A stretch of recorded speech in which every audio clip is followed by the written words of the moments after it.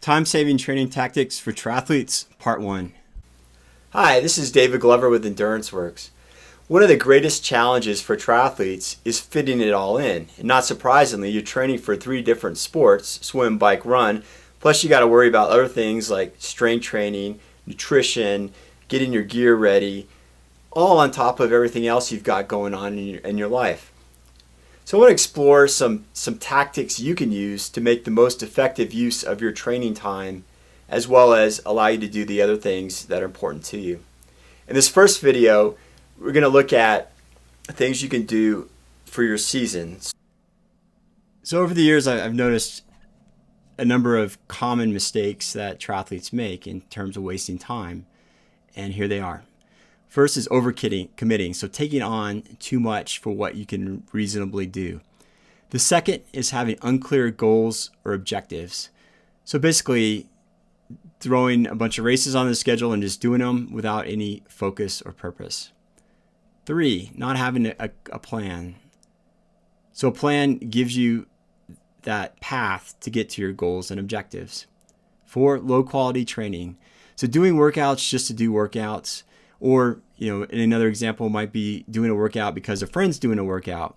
Does it really help you, and is that the best workout for you? Maybe, maybe not. And finally, inconsistency. So really, one of the critical success factors for triathletes is being consistent from week to week. So we can approach time-saving tactics at 3 levels: the strategic season level, a more granular weekly level, and finally on things you can do every day at a tactical level. So let's first look at time-saving tactics for each season. The 3 things we're going to look at are commitment level, choosing races, and finally setting goals.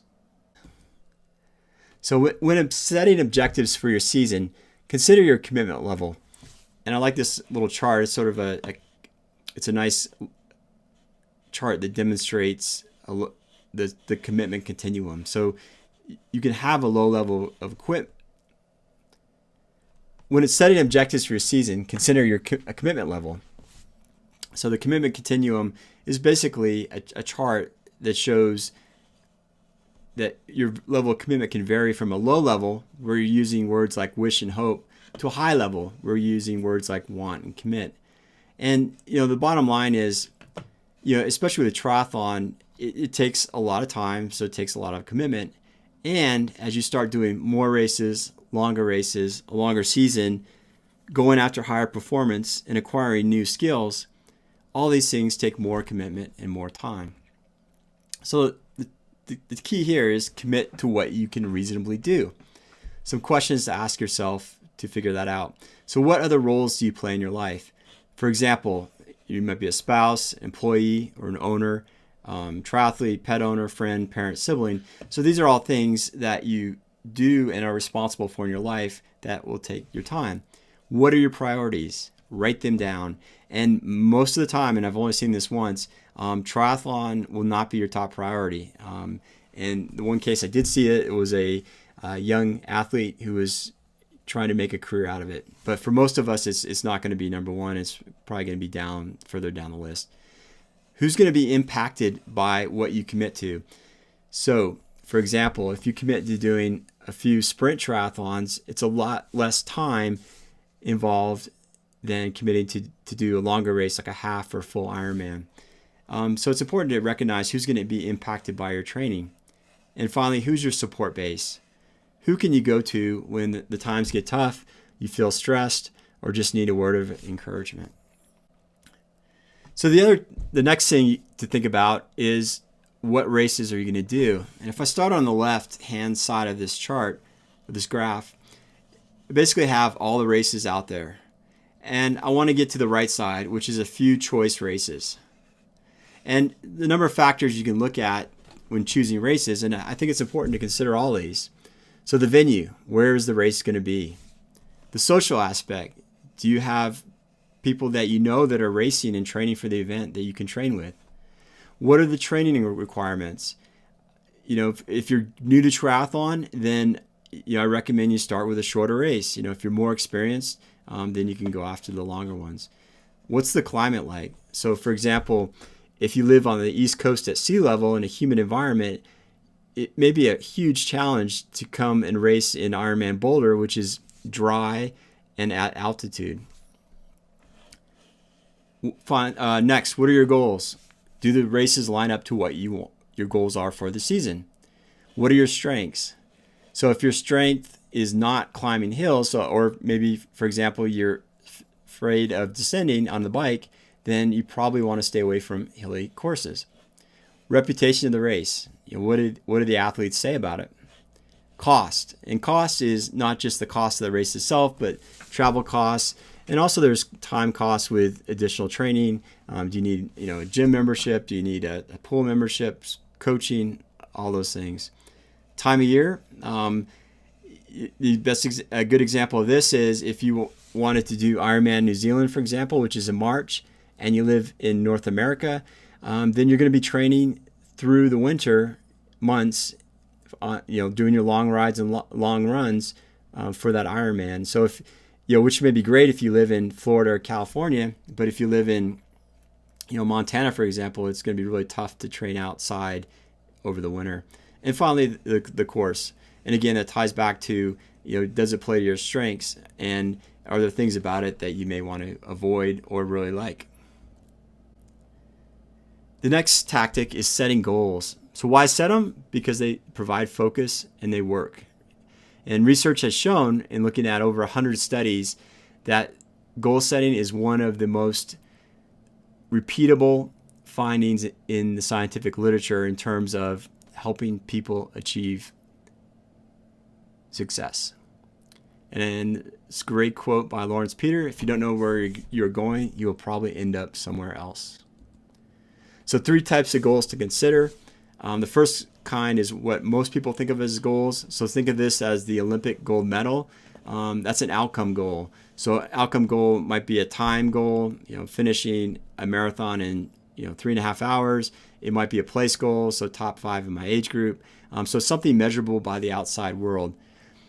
Next type of goal is performance goal. So this is something that is more measurable inside. So and maybe not visible to the outside world. So for example, performance goal might be, I'm going to practice my nutrition hydration strategy, and if it's successful, I won't get sick or I won't bonk during my race. So that's an example of performance goal. So it's not necessarily measurable by the outside world, but it's another way to achieve that or get that feeling of achievement, even if you don't have the best race in terms of your time or your outcome.